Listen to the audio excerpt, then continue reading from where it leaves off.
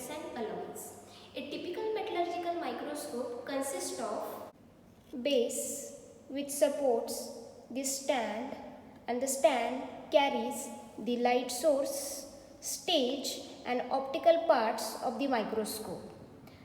Specimen under inspection will be mounted onto the stage. Stage can be moved along three directions such as X, Y and Z. The specimen can be brought beneath the objective lens by moving the stage along X and Y direction. To adjust the focal distance between objective lens and workpiece, we have to move the stage along Z direction. This can be done with the help of coarse focus and fine focus. So initially we operate the coarse focus and then fine focus. Now let's get acquainted with the optical parts of the microscope. This is the lens which remains near to the eye of an observer. That's why it is called as eyepiece, and it is available with the magnification powers of 5, 6, 8, 10, 12, 15, 20 and 25x.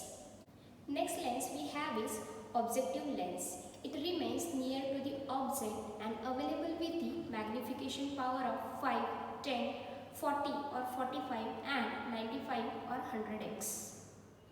The total magnification can be obtained by taking the multiplication of magnification power of objective and eyepiece if the given combination is used at an appropriate tube length.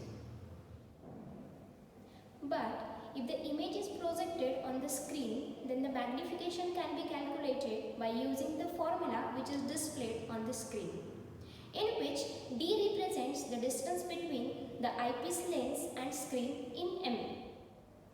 In addition to the objective and eyepiece, we have a semi-silvered glass plate which is placed in this chamber. The rays from light source fall onto the semi-silvered glass plate which is placed at an angle of 45 degrees. The light from an electric bulb or some suitable light source travels through aperture diaphragm and field diaphragm.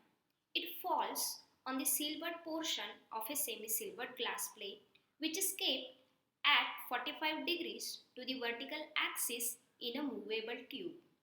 In some of the microscopes, the prism reflectors are used instead of semi-silvered glass plate. The light rays get reflected vertically downwards, travel through the objective and fall on the specimen surface. The incident light rays get reflected by the flat and polished specimen surface.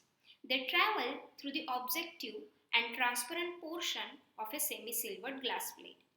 Finally, the reflected rays reach to the eyepiece and microstructure becomes visible. While observing the microstructure, sometimes we have to use the color filters to identify the failure, phase contrast and many more things. Basically, these color filters help to balance the light, because of which we can easily distinguish between the phases. To balance the light of tungsten filament, we are going to place this color filter in this slot. These color filters are available in different colors such as blue, green and yellow.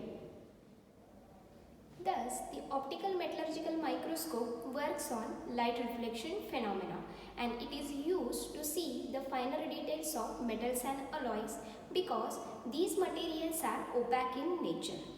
We cannot use biological microscope for the same purpose because it works on the principle of light transmission.